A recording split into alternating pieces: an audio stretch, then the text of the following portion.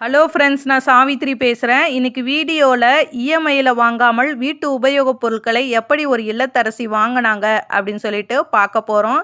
இதுக்கு முன்னாடி money saving tips, gold saving tips வீடியோலாம் போட்டிருக்கேன். அந்த வீடியோவும் அட்டாச் பண்ணுறேன், பாருங்கள். உங்களுக்கு ரொம்ப யூஸ்ஃபுல்லாக இருக்கும். அதுக்கு முன்னாடி என் சேனலை நீங்கள் சப்ஸ்கிரைப் பண்ணலைன்னா சப்ஸ்கிரைப் பண்ணுங்கள், லைக் பண்ணுங்கள், ஷேர் பண்ணுங்கள். வாங்க வீடியோக்குள்ளே போகலாம். நீங்கள் வீட்டு உபயோகப் பொருட்களை வாங்க விரும்பினா இந்த முறையை பயன்படுத்தி வாங்கலாம். முன்பெல்லாம் இல்லத்தரசிங்க வீட்டு உபயோகப் பொருட்கள் வாங்கினா இந்த முறையை பயன்படுத்தி தான் வாங்கினாங்க. அது வேற ஒன்றும் இல்லைங்க, சேமிக்கும் முறை தான். அப்படி சேமித்து வாங்கினதுனால தான் அவங்க கடன் இல்லாமலும் இஎம்ஐ இல்லாமலும் இருந்தாங்க. அப்போல்லாம் இஎம்ஐன்றது ஒன்று இல்லை. இப்போ தான் அந்த இஎம்ஐலாம் வந்துச்சு. முன்பு பொறுமையோடு சேமித்து வாங்கினதுனால அவங்களுக்கு கடன் இல்லை.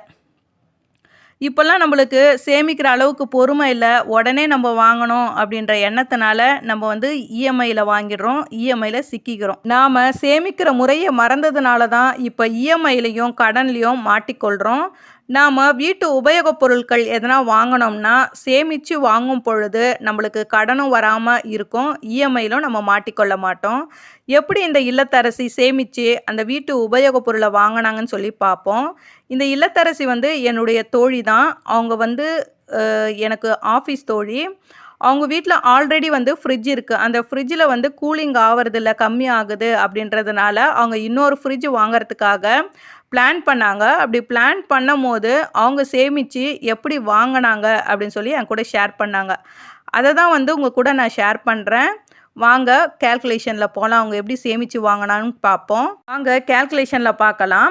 மாத செலவுக்காக அவங்க கணவர் கொடுக்குற தொகை 15,000 ரூபாவாம். அந்த 15,000 ரூபாயில் அவங்க எப்படி ஒதுக்குறாங்கன்னா, மளிகை 2,000 ரூபா, காய்கறி 1,000 ரூபா, பால் 1,000 ரூபா, சீட்டு 5,000 ரூபா, நகைச்சீட்டு 2,000 ரூபா, போஸ்ட் ஆஃபீஸ் 2,000 ரூபா.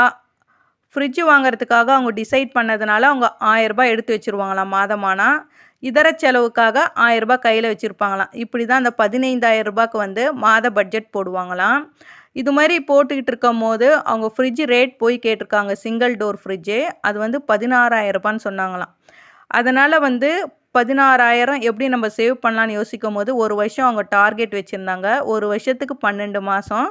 12 மாதம் டிவைட் பண்ணி பார்த்தா 1,333 ரூபா ஒரு மாதத்துக்கு சேவ் பண்ணுற மாதிரி அவங்களுக்கு கேல்குலேஷனில் வந்திருக்கு. அதாவது ஒரு மாதம் நான் ரவுண்ட் அப் பண்ணியிருக்கேன். 1,350 ரூபா சேவ் பண்ணலான்னு டிசைட் பண்ணி அவங்க ஆல்ரெடி 1,000 ரூபா 1,000 ரூபா எடுத்து வச்சுருக்காங்க. மீதி எக்ஸ்ட்ரா ஒரு 350 ரூபா அவங்க பட்ஜெட்லேருந்து எடுத்து வைக்க ஸ்டார்ட் பண்ணாங்களாம். இது மாதிரி 1,350 ரூபாவை மாதம் சேமிக்க ஆரம்பிச்சிருக்காங்க. மாதம் 1,350 10 மாதங்கள் தொடர்ந்து சேமிச்சுக்கிட்டே இருந்தாங்களாம். 10 மாதம் கழித்து அவங்க கையில் 13,500 ரூபாய் இருந்துச்சான். அது மாதிரி டைமில் ஆடி மாதம் தொடங்கினதுனால ஆடி ஆஃபரில் வாங்கலாம் அப்படின்னு சொல்லிட்டு அவங்க சேமித்த விஷயத்த அவங்க ஹஸ்பண்ட் கிட்ட சொன்னாங்களாம். இது மாதிரி நான் சேமிச்சிருக்கேன், எக்ஸ்ட்ரா அமௌண்ட் ஆச்சுன்னா நீங்கள் போட்டு எனக்கு வாங்கி கொடுக்குறீங்களான்னு கேட்டப்ப எல்லாம் குடும்பத்தலைவரும் நினைக்கிறது தான், கொஞ்சம் அமௌண்ட்டு தானே போட்டு வாங்கி கொடுத்துடலான்னு சொல்லிட்டு நினச்சி அவங்க ஹஸ்பண்டு அவங்களுக்கு கொஞ்சம் எக்ஸ்ட்ரா அமௌண்ட்டு போட்டு ஜனவரியில் அந்த ஆடி ஆஃபரில் அவங்களுக்கு ஃப்ரிட்ஜ் வாங்கி கொடுத்தாங்களாம். இது மாதிரி அந்த இல்லத்தரசி கொஞ்சம் கொஞ்சமாக சேவ் பண்ணி கொஞ்சம் அமௌண்ட்டு எக்ஸ்ட்ரா போட்டு அவங்க ஹஸ்பண்ட் வாங்கி கொடுத்தாங்கன்னு சொல்லி சொன்னாங்க.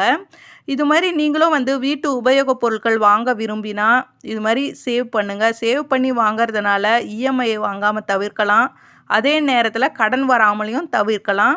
இந்த வீடியோ உங்களுக்கு பிடிச்சிருக்கும்னு நினைக்கிறேன். இந்த வீடியோ உங்களுக்கு பிடிச்சிருந்தா என் சேனலை நீங்கள் சப்ஸ்கிரைப் பண்ணுங்கள், லைக் பண்ணுங்கள், ஷேர் பண்ணுங்கள். Thank you friends.